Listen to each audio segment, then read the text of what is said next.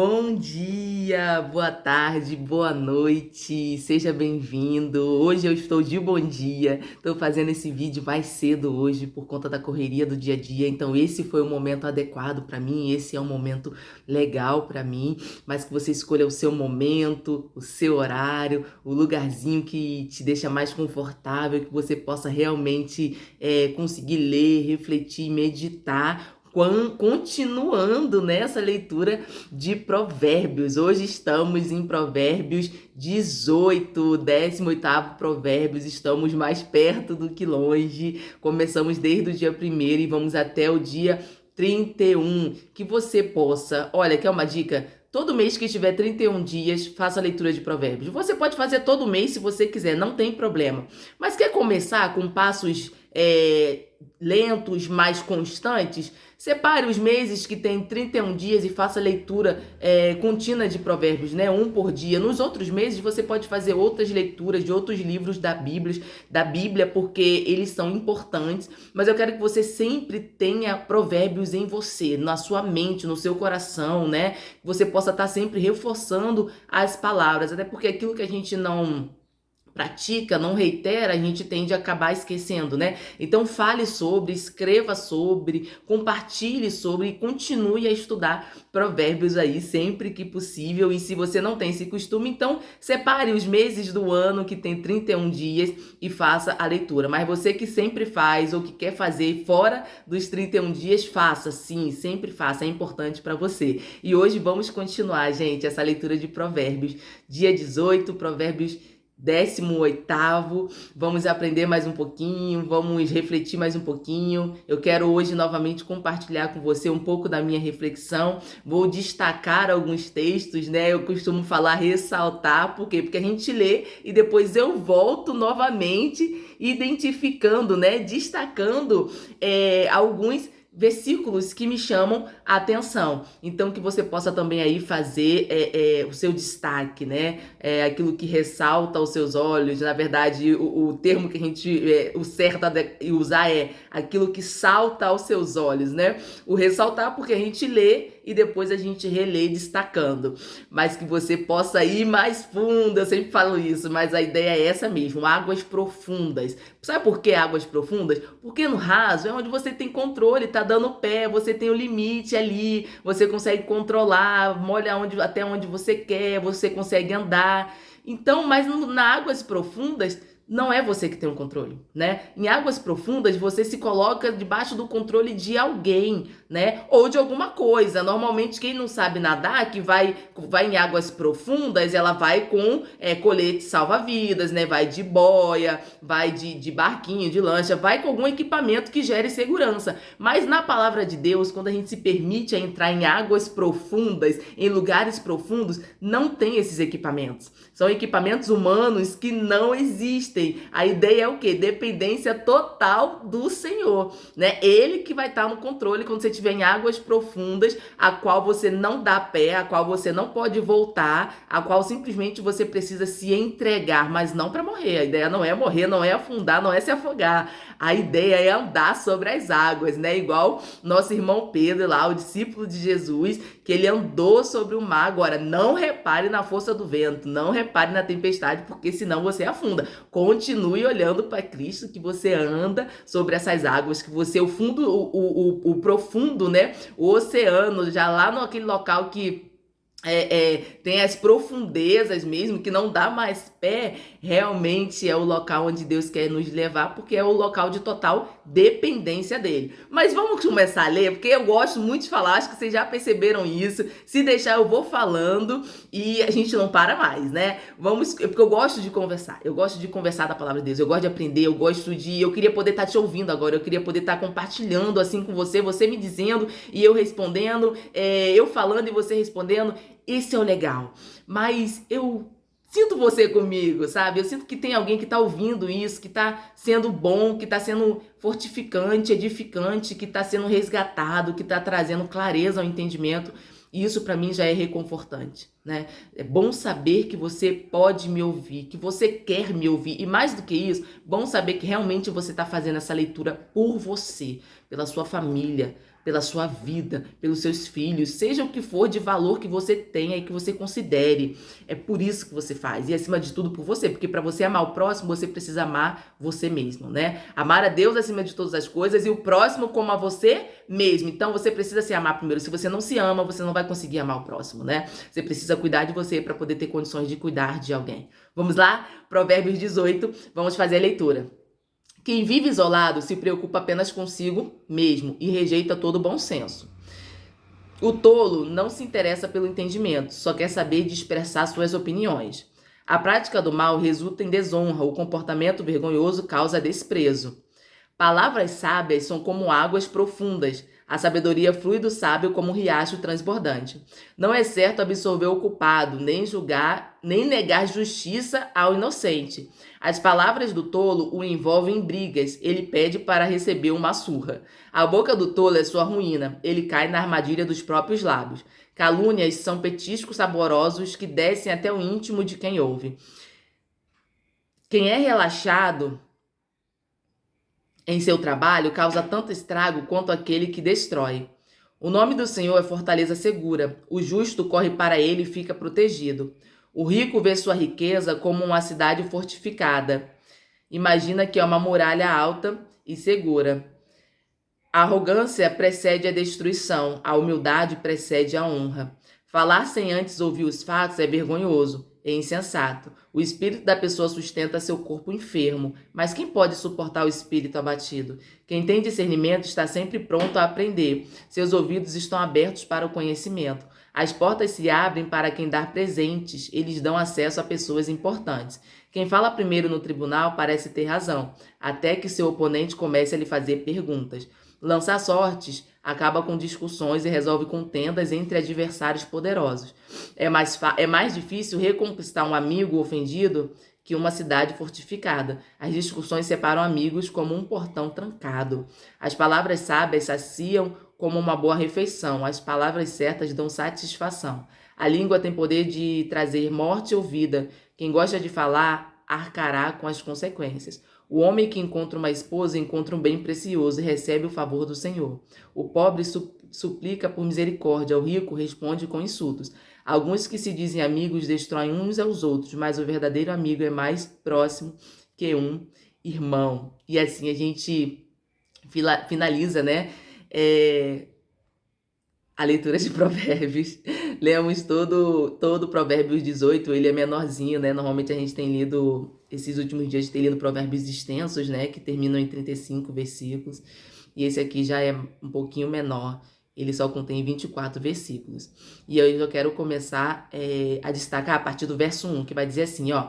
Quem vive isolado se preocupa apenas consigo e rejeita todo o bom senso. Olha, e é exatamente isso. A pessoa que ela vive isolada, que preocupa apenas consigo, ela é o chamado egoísta, né? Já viu aquela pessoa que é egoísta, que ela não gosta de compartilhar nada, que ela só pensa nela mesma, né? Que ela só... O mundo em volta não importa, mas os problemas dela são os maiores, a felicidade dela é a melhor, as conquistas dela são as únicas que precisam ser compartilhadas. Ela gosta muito de falar, mas não consegue ouvir ninguém, né? Ela não gosta de dividir o que tem. Às vezes ela até consegue comprar e dar alguma coisa para alguém, mas ela tem dificuldade de dividir as próprias coisas, né? O compartilhar. Então essa pessoa que vive isolada apenas consigo, normalmente ela rejeita todo o bom senso, né? Ela não tem o bom senso, aquele senso comum, né? Aqueles princípios básicos do coletivo, né? De comunidade, de compartilhar, né, de repartir o pão. Ela é muito egoísta, não só em coisas práticas, no sentido de partilhar objetos, alimentos, não, mas ela é fechada no mundo dela a ponto de achar que ninguém mais importa, que ela é a única filha de Deus, que ele é o único filho de Deus, né, que Deus é só pai dele, não se importa com mais ninguém que está à sua volta, acha que Deus vai responder todas as suas orações, né? Baseado naquilo que você entende como o melhor, que você acha que é o melhor para você, como se o outro contexto não tivesse importância, outras pessoas não tivessem envolvidas. E Deus não é assim. A gente já falou que Deus não é um pai mimado, né? Ele não trabalha mimando os filhos, né? Essa não é a relação que Deus tem conosco. Ele sabe aquilo que precisamos, ele entrega aquilo que necessitamos, mas também ele entrega coisas para realizar os desejos do meu coração, do nosso coração. Mas não é de modo aleatório, de modo inconsequente, né? Existe um processo de aperfeiçoamento, existe um processo de entrega, né? Existe um processo de reconhecimento. Então a ideia do egoísta, ela é uma ideia totalmente distorcida. Por quê? Porque Deus enviou seu único filho para que salve o mundo inteiro, para morrer por toda a criação, né? Para poder salvar todo o mundo. Então não pode existir egoísmo. Qual é a ideia do egoísmo? O egoísmo, ele parte da ideia de que a pessoa é exclusiva, exclusividade minha, né? Tudo que eu falo é mais importante, minha opinião é a melhor, eu me visto melhor, meus problemas são os piores. Tem gente que já é pro lado do negativo, né? Tem gente que acha que seus problemas são os maiores do mundo, não tem ninguém passando por nenhuma dificuldade, acha que Deus tem que responder as petições, as orações de imediato, porque ele precisa.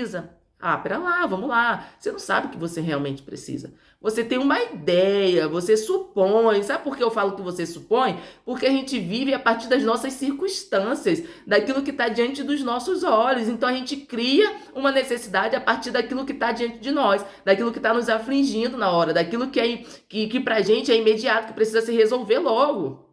Por quê? Porque as circunstâncias exigem isso. Mas para Deus não é assim. Ele não se desespera com o barulho do vento, ele não se desespera com o levantar das ondas, até porque ele criou tudo. Tem uma história que Jesus, que na palavra de Deus conta, que Jesus foi com um discípulo atravessar para outra margem do rio, né? A outra margem do mar, eu não lembro se era rio ou mar, mas o texto diz que ele dorme na proa do barco, né? Ele dorme ali e de repente os ventos levantam, há uma grande tempestade e ele simplesmente dorme. E os discípulos desesperados, depois de tentar tirar a água do barco, Jesus dormindo. E aí ele fala assim para Jesus: Jesus, você vai deixar a gente perecer? Será que você não está vendo essa tempestade? E aí, gente, o texto é tão perfeito que Jesus levanta e ele fala assim, ó: mar, vento, era mar mesmo, agora lembrei. Tempestade, se acalme, acalma-te. E simplesmente tudo se acalma. Tudo chega e torna-se em bonança. E olha para os discípulos e fala assim: homens de pequena fé, onde está a vossa fé? Sabe? Jesus não fica indagando, não entra no desespero, não entra na pilha deles, né? Ou até usar um termo popular, assim. Não entra na pilha, não entra no desequilíbrio emocional, não entra no contexto de desespero a partir da circunstância. Ele sabe que estava tendo a tempestade? Sabia, né? Porque ele é onisciente e onipresente, e ele estava vendo aquilo também. Porém, ele estava dormindo, mas ele estava ali, né? Ele viu a tempestade? Viu. Mas ele sabia que ele tinha um controle de tudo, ele tem um controle de tudo.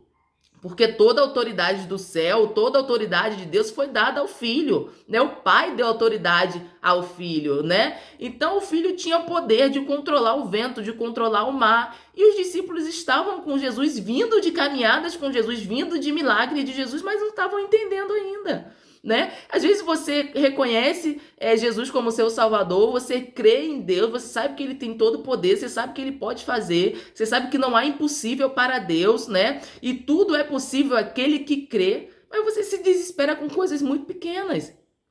Por que isso, né? Aí vou te dizer, isso é um ato muito de egoísmo. Aí você ainda chegar e falar assim, ó: Deus não me ouve, Deus não me vê. Você chega a duvidar se Deus existe. Por quê? Porque a sua circunstância, a sua situação não foi resolvida na hora ou do modo que você queria. Você é um egoísta, cara, infelizmente, né? E nós todos estamos propensos a isso, né? Temos esse momento, sim, de egoísmo, né? De isolamento, nos preocupando apenas conosco.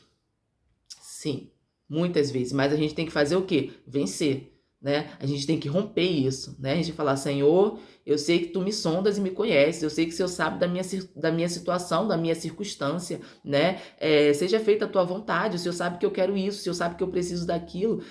Age em meu favor, mas tudo venha a ser conforme a sua vontade, né? O que Jesus fala quando ele já está perto de ser preso, né? De sofrer naquele caminho de calvário, de sofrimento, de cruz? Ele faz aquela oração para Deus, ele entra em desespero, a alma dele fica abalada, o corpo dele está fragilizado. Ele era um homem, 100% homem, né? Ele era 100% Deus, né? É 100% Deus, eu falo naquela situação da época em si, mas ele era 100% homem, então ele tinha as fragilidades emocionais do homem, mas ele não deixava prevalecer. E ele fala assim: Senhor, Pai, afasta de mim esse cálice.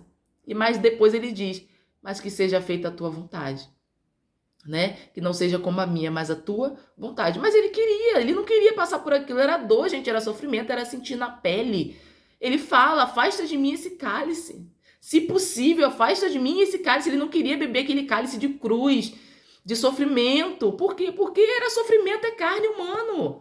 Mas ele fala que seja feita a tua vontade. Ele não pensou nele. Ele não pensou apenas no sofrimento dele, ele pensou no propósito maior. E o propósito maior era o quê? Salvar a humanidade, alcançar os oprimidos, os doentes, os fracos, os enfermos, todos aqueles que precisassem recorrer a Deus, porque Jesus passou a ser o caminho, né? Jesus passou a ser a escada, passou a ser o elo de ligação entre o homem e Deus, Jesus. Sacrifício vivo, né? Onde a gente vai até ele e pede perdão pelos nossos pecados. Não precisa mais sacrificar animal, não precisa mais sacrificar nenhuma espécie, nenhuma criatura, não precisa entregar mais nenhuma oferta de sacrifício. Jesus foi o grande sacrifício. Mas ele pensou nele? Não. Ele pensou na humanidade, ele pensou em mim e você, que nem tinha nascido ainda. Ele não foi egoísta, então a gente precisa tirar essa preocupação egoísta, né? Parar de se preocupar apenas consigo, né? Porque isso é uma forma de rejeitar o bom senso. É preciso ter bom senso no coletivo. Não estou falando que você vai parar de colocar diante de Deus as suas necessidades. Não, até porque Deus conhece, mas Ele quer que você fale. Ele quer que você coloque diante dele as vossas ansiedades, né? Ele quer trocar com você o jugo. Ele quer pegar o seu fardo que é pesado e o seu jugo que é pesado, né? E quer entregar sobre você o fardo dele que é leve, o jugo que é suave. E ele mesmo fala isso na palavra dele, né? Mas que você possa entender que não é como você quer, é como Deus quer. Por quê? Porque Deus gosta de ver você sofrer, gosta de... Não, porque ele te criou, ele sabe aquilo que você precisa. Ele é a fábrica, lembre aí. Ele é a fábrica. Ele não trabalha com paralelo, ele trabalha com original, ele tem a matéria-prima, né? E lembre que a nossa matéria-prima é barro. Somos vasos de barro, isso que é o que ele diz, né? Somos vasos de barro. Então ele cuida, né? Ele sabe o que é melhor. E ele ouve sim. Ele não é um pai que quer ver você sofrer, tem prazer nisso. Não. Mas entenda, você não é o maior sofredor e você não é a melhor do mundo, né? Seja equilibrado, né? Você tenha moderação nas coisas. Não haja de modo egoísta. Às vezes a gente até diante de Deus mesmo a gente age de modo egoísta e não percebe. Que você possa refletir sobre isso. Olha, vamos lá, o verso 6. As palavras do tolo o envolvem em brigas, ele pede para receber uma surra. Gente, isso aqui é verdade. Eu fiz questão de destacar, mas é muito autoexplicativo. As palavras do tolo envolvem em briga. Parece que o tolo faz questão de arrumar confusão, de arrumar briga. As palavras dele envolvem ele em briga porque ele é tolo, né? Ele é inconsequente. As palavras dele, na verdade, soam, né, muito piores do que talvez o que ele imagina, né? Ele fala uma besteira e nem imagina que aquilo vai ter uma repercussão tão grande, porque ele é tolo, né? Ele sabe que tá falando uma besteira, mas ele não imagina, não vê a dimensão daquilo e coloca ele dentro de uma briga mesmo, né? Ele que se envolve dentro de uma briga a partir da própria tolice, né? Aí aqui vai dizer, ele pede para receber uma surra. Quem é que não conhece gente assim? Tem gente que fala assim, cara, você pede para receber uma surra, né? Você pede para as pessoas te odiarem, você pede para as pessoas se distanciarem de você. Tem gente que é assim, né? Tem gente que pede, parece que tá abrindo a boca e fala assim, olha, não seja meu amigo, olha, se afaste de mim, olha, não me ame. Parece que tem gente que é assim, você já percebeu? Eu conheço gente que é assim, já passei, já passou na minha vida pessoas assim, que dificílimas de lidar, porque fazem questão de se envolver em confusão, fazem questão de sofrer o dano, tem prazer no dano, tem prazer de ser vítima, mas sendo que baseado na sua culpa exclusiva, né? Ela vive no dano baseado naquilo que ela procura, né? Essa pessoa tem um comportamento que ela se envolve ali, ela gosta de ser vítima, ela se sustenta no sofrimento, né? E parece que tá pedindo uma surra, né? Parece que tá pedindo uma rejeição, parece que tá pedindo um desamor, parece que tá pedindo problemas, né? Por quê? Porque o comportamento envolve ela em brigas a partir do que a pessoa mesma diz, né? Realmente existem pessoas assim, e para você ver que o provérbio não isenta ninguém, não isenta ninguém. Se você for uma pessoa assim, cuide, pelo amor de Deus, pare de se envolver em brigas, né? Pare de ficar pedindo para tomar sermão, para tomar surra, para com isso, né? Amadurece, isso é um exemplo de desequilíbrio emocional. É tolice, sim, né? E vamos mais fundo aí, um desequilíbrio total emocional, né? Por que você está agindo assim? Às vezes é para querer chamar atenção, às vezes é para querer ser ouvido, mas você está usando as palavras erradas, né? Às vezes é para querer ser visto e tá usando os comportamentos errados. Trata aí, trata suas feridas, ó. Aquilo que você não cura, aquilo que você não trata, não identifica, tem poder de te destruir. Trata aí, pelo amor de Deus, se cuida em nome de Jesus. Vamos lá pro verso 9. Que vai dizer assim, ó: quem é relaxado em seu trabalho causa tanto estrago quanto aquele que destrói. Olha só, quem é relaxado com seu trabalho, olha, aquela pessoa que tem um trabalho, mas ela é relaxada, né? Envolve preguiça, ou às vezes não envolve preguiça, mas ela não tem aquele zelo, aquele cuidado de fazer com capricho, com excelência. É relaxado. Leva de qualquer jeito, né? Leva de qualquer modo. Eu ia usar uma expressão assim aqui, mas eu não sei se essa expressão ela pode ser feia em algum lugar, mas é uma expressão que normalmente é muito dita, né, gente?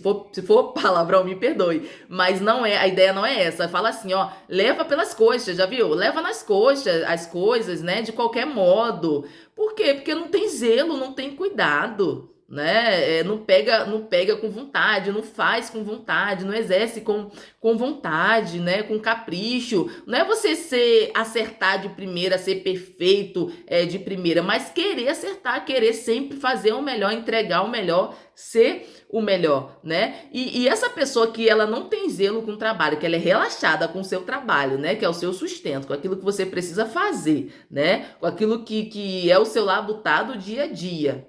É igual aquele que destrói.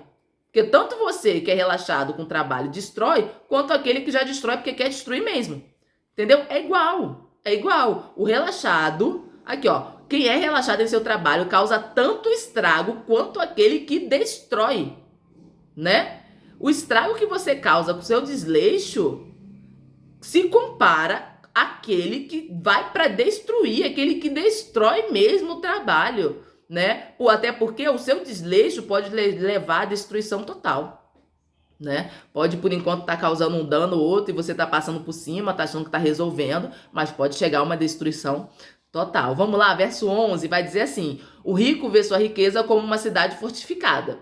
Imagina que é uma muralha alta e segura. Sabe o que eu achei interessante aqui? Olha, o rico vê sua riqueza como cidade fortificada. Até aí, tudo bem, né? Tem gente que tem uma riqueza, assim, fora do comum, né? Que entra aí, chega comentado, o homem mais rico do mundo, o segundo mais rico do mundo, tudo bem, né?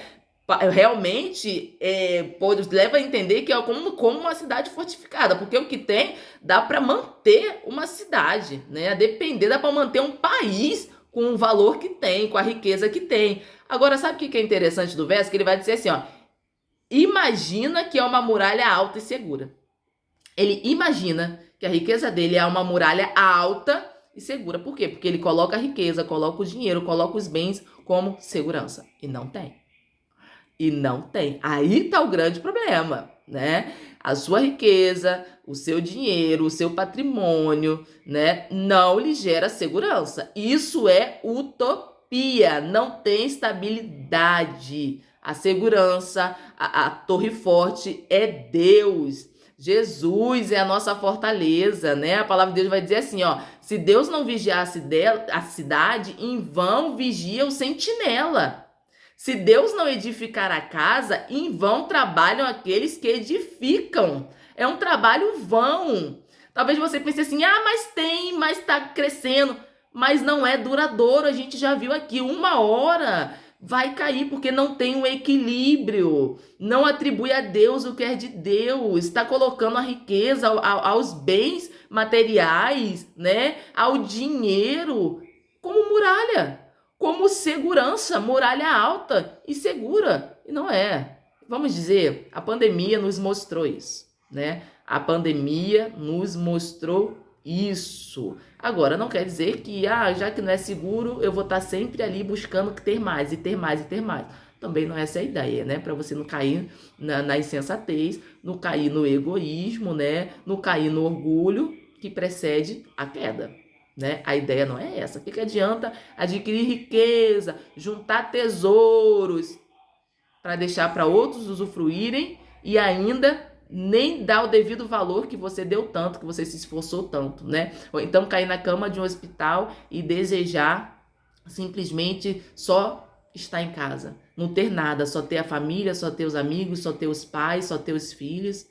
Não é assim, né? Equilíbrio, olha, estamos aprendendo sabedoria. Sabedoria trata o positivo, o negativo, para quê? Para você ter equilíbrio. Se você tá mal, se corrija para ficar bem. Se você tá se achando muito bem, já tá errado. Se corrija para ter equilíbrio, né? Porque a tolice é erro, mas o orgulho também é erro. E orgulho vem a partir de conhecimento. Você acha que sabe muito, você acha que pode muito, você acha que faz muito. Perigo, é perigo. Ó, equilíbrio, moderação. É vida em equilíbrio, vida em abundância. É saudável, tem que ser saudável. Tudo que é para ser saudável tem que ser o quê? Equilibrado, né? Até aquilo que é saudável, por exemplo, banana, né? Uma fruta. É saudável, é natural, mas come muito, né? Passa o dia comendo banana, diversas.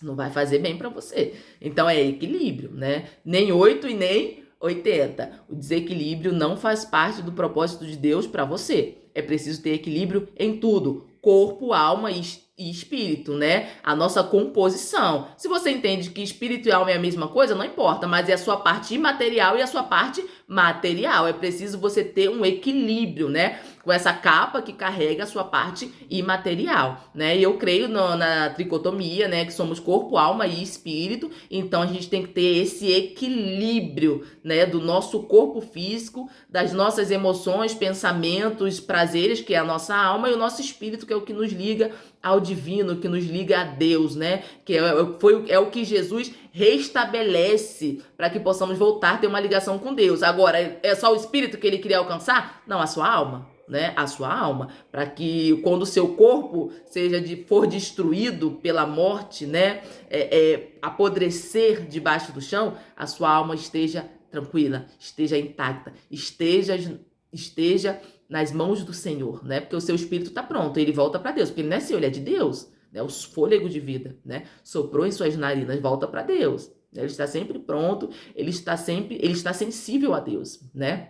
Agora, quando a sua alma está envolvida e a nossa alma é que entra o pecado, né? O pecado que a gente comete a partir da consciência, que é os pensamentos, da razão, né? Das emoções, está tudo ali na seara da alma. Mas eu não vou entrar nisso, não. Eu quero só que você reflita nesse sentido de que as riquezas não podem ser sua torre forte, não pode ser muralha alta na sua vida e nem segura. Você não tem segurança nelas, né? As suas riquezas são bênçãos, são bens que o Senhor entrega a você para você administrar. E para ficar só em você? Não, aí que entra o egoísmo. Não é só para o seu prazer, para o seu bel prazer. É para você fazer por quem não tem, é para você dar voz a quem não tem, é para você suprir quem não tem. Gente, Deus trabalha com uma lógica, há um propósito em todas as coisas, né? E não usar aquilo que Deus entrega para você, aquele talento, aquele recurso, de modo adequado, é vaidade, vai se perder com o tempo, né? Não deixe para identificar as coisas depois que você morrer e descobrir que, ó céus, ó Senhor, era assim. Não vai ter isso. né? Não vai ter isso. Bora cuidar.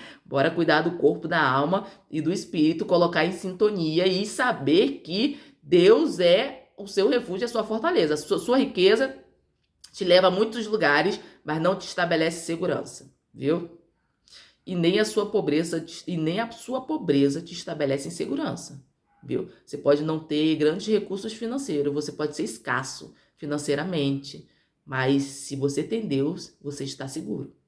Não é a riqueza que estabelece segurança, mas também não é a pobreza que vai te gerar insegurança. Insegurança está muito ligado ao seu interior, né? A sua consciência. Agora faz reavivar o teu espírito, ó. Teu espírito é de Deus, está ligado com Deus. Deixa a tua alma ser tocada pelo espírito. Deixa a tua alma receber do espírito de Deus, para você entender que não são as circunstâncias, não é o que você tem, não é o que você vai conquistar, não. É Deus na sua vida. Lembra que a gente já falou que quando estamos fracos é aí que estamos fortes, porque o poder do Senhor aperfeiçoa em nossa fraqueza. Então vamos pensar. Não, a riqueza não traz segurança, mas também a pobreza não gera insegurança, viu? Qual é a segurança que temos? Independente da condição financeira ou não, patrimônio ou não, riqueza ou não, Deus é o nosso refúgio e fortaleza, socorro bem presente na angústia e na alegria também, viu? Porque lembrar de Deus somente na aflição é um ato egoísta, né? Não querer compartilhar com o Senhor as riquezas, até porque é Ele que entrega as bênçãos na sua vida. Vamos lá, vamos lá. Verso 16. Versos 16. Não, gente, vamos lá. Verso 13. Falar sem antes ouvir os fatos é vergonhoso e insensato. Olha, esse verso 13 eu quero ler com 17, que diz assim, ó. Quem fala primeiro no tribunal parece ter razão, até que seu oponente comece a lhe fazer perguntas. E é verdade, gente, eu sou advogada e trabalho com isso, né? Quando a gente vai fazer uma audiência, a gente começa a instruir. Às vezes tem casos que a gente olha e tem certeza que aquela pessoa tá certa, né? Tem certeza que aquela pessoa tá certa. Você olha os fatos, a pessoa lhe conta os fatos, sendo que aí, de repente, o juiz começa a perguntar as coisas. Ou então a outra parte começa a perguntar as coisas. E aí vai soltando uma coisa ou outra, vai soltando. Aí você fala, aí a pessoa acaba caindo na sua própria falácia. Ela se perde. E aí, quando você vai ver, não era tão assim como a pessoa lhe disse, né? Olha aí o que a gente conversou antes. Nunca tomar uma decisão, nunca tomar partido ouvindo apenas um lado da história. É preciso analisar os dois lados, né? Os dois lados da moeda. Que nem, ó, falar sem antes ouvir os fatos é vergonhoso e insensato. Os fatos envolvem todos os fatos, né? Ouvir um e ouvir outro, para você ser imparcial. Porque quando você só ouve um e já dá a sua sentença, você está sendo completamente parcial e está sendo insensato, né? É vergonhoso falar antes sem ouvir os fatos. E aquele que parece ter razão, quando ele é indagado pela parte contrária, aí você começa a perceber que não era bem assim. E isso não é só em um tribunal, isso é na vida, o tribunal da vida. Isso é senso comum, né? Isso é senso. Você tem que ter sabedoria quando você estiver como árbitro em alguma situação, ou até mesmo tão somente como ouvinte, né? Aquelas pessoas que gostam de vir fazer uma fofoquinha, falar um negocinho assim diferente, que gostam de entristecer sua alma, porque, fulano fez isso com você, ou falou isso de você. Cuida, às vezes não é isso, né? Não foi bem assim. Como você não estava, você não tem como provar. Cuidado com a testemunha mentirosa. A ideia dela é destruir. A ideia dela é prender. A ideia dela é ver o engano. E não realmente trazer a verdade dos fatos. Vamos lá? Verso 19. É mais difícil reconquistar um amigo ofendido que uma cidade fortificada. As discussões separam amigos como um portão trancado. E é verdade, gente. Olha, vamos cuidar com as coisas que falamos, né? Podemos ofender. E ofender um amigo, né? Como se fosse um portão trancado. É mais fácil, olha, é mais difícil reconquistar um amigo ofendido por você que uma cidade fortificada. Olha, ele fala que é mais fácil você reconquistar uma cidade que está toda fortificada, que está toda murada ali, que está toda protegida. É mais fácil você tomar essa cidade do que reconquistar um amigo ofendido. Porque, ó, o poder da palavra precisamos cuidar, né? E principalmente as pessoas que estão próximas da gente, né? Não é que você tem que ofender ninguém. Você não pode ofender ninguém, nem quem está perto, nem quem está longe, mas as pessoas que estão perto. né, que tá ali com você no seu dia a dia, né, nos momentos bons, nos momentos ruins, que são amigos, né, que você abre a boca para dizer amigo, tem que cuidar, né, percebeu que falou algo que não foi legal, volta, corrige, né, eu já falei coisas que na minha mente eu tava tentando ajudar, mas ofendi, e quando eu reconheci, a gente volta e pede perdão, se é amigo, tem que pedir perdão, né, porque como é que você disse que é amigo e não tem coragem de pedir perdão para o seu amigo de um ato de ofensa que você cometeu contra ele, né, vamos cuidar nisso aí. Vamos lá. Verso 21. A língua tem poder para trazer morte ou vida. Quem gosta de falar, cará com as consequências. Olha aí o que a gente falou. A palavra tem tanto poder de construção, mas também como poder de destruição. Pode trazer morte, pode trazer vida. Então é preciso tomar cuidado. Aquelas pessoas que falam sem parar, né? Não vem pensar que é pro meu caso, não. Eu gosto de falar. Estou falando aqui, né, para você poder ser instruído, porque a gente está partindo de um texto. Eu não estou falando pessoas que gostam de conversar coisas boas, né? De compartilhar e de aprender. Não. Né? Tem gente que gosta de falar bastante, eu sou uma dessa. Mas no sentido, pessoas que gostam de falar de modo inconsequente. Né? Tolices, qualquer coisa, não pensa antes de falar, né? Não analisa os fatos, ela arcará com as consequências, né? Até eu vou arcar com as consequências de tudo que eu tô falando aqui. E espero que as consequências que eu arque sejam boas notícias, né? Porque a minha ideia é fazer você prosperar, crescer, ser curado, liberto, transformado. Que nem eu falei, não é nada pessoal, jamais. É a palavra de Deus, né? E a palavra de Deus, ela é certeira naquilo que você precisa. Se você se sentir ofendido, não sei da sua vida, não sei da sua história. É porque realmente você precisa ser tratado nessa área, tá bom? Vamos lá? O homem, verso 22, que encontra uma esposa, encontra um bem precioso e recebe o favor do Senhor. Gente, o homem que encontra uma esposa, encontra um bem precioso e recebe o favor do Senhor. Ou seja, é bênção do Senhor encontrar uma esposa, né? Esposa, aquela que está ligado a alguém, né? Está ligado ao seu marido, né? É tão importante isso. Quando Deus fala assim, ó, farei uma mulher auxiliadora, né? Farei uma auxiliadora idônea. Era alguém que iria completar ele, era alguém que iria completar e auxiliar Adão. Então a esposa, ela é isso, a esposa, aquela que está ligada ao matrimônio, né? Não, se você não chegando também nesse sentido tão somente do matrimônio registral, mas a pessoa que é companheira, né? A pessoa que completa o seu parceiro, o seu cônjuge, né? O seu marido. Então, você ganhar uma esposa é favor do Senhor, é bênção do Senhor. Então, é por isso que é preciso zelar, né? Preciso cuidar da sua esposa, cuida da sua esposa, porque você recebeu uma bênção, né? Vamos cuidar. Verso 24, e a gente finaliza, que vai dizer assim: alguns que se dizem amigos destrói uns aos outros, mas o verdadeiro amigo é mais próximo que o irmão. A gente falou também que há amigos mais chegados que irmãos. Existem pessoas que se dizem amigas, mas só sabem destruir uns aos outros. Ela gosta de causar discórdia, né? Ela gosta de causar divisão. Ela tem inveja do amigo, ela tem ciúme do amigo. Não quer que um amigo tenha mais amigo nenhum. Isso é egoísmo, né? Na verdade, não é amigo. Aqui, ó.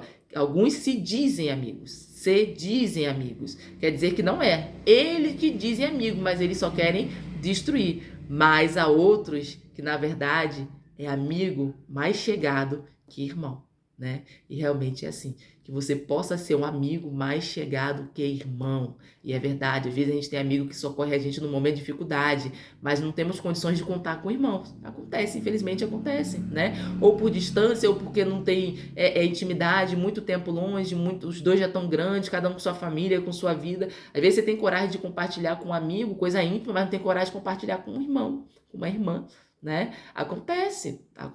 Tem coisa que você tem coragem só falar com sua amiga. Tem coisa que você conta para sua irmã, para o seu irmão, né? Então, a amizade, gente, ela vem de Deus, né? Somos amigos. Jesus fala assim, ó, já não chamamos mais, fala para os seus discípulos, já não chamo mais vocês de servos, chamo de amigos, porque eu conto para vocês os meus segredos, aquilo que meu Pai me revela, né? A amizade vem de Deus, é o Senhor que institui a amizade. Então, a amizade é uma expressão do amor do Senhor. E essa expressão nós depositamos naqueles que estão ao nosso redor, que chamamos de amigo. Hoje em dia todo mundo fala amigo, amiga, mas essa palavra tem um peso e uma profundidade muito além de simplesmente pronunciar, né? São comportamentos, né? É verdade, é amor, é ser sincero, é ser real, porque há amigos mais chegados que irmão, que você possa ser esse amigo mais chegado que irmão, e de tudo que a gente leu aqui, que algo realmente venha fazer sentido na sua vida, não é sobre ninguém, é sobre você. Deus te abençoe grandemente e até mais.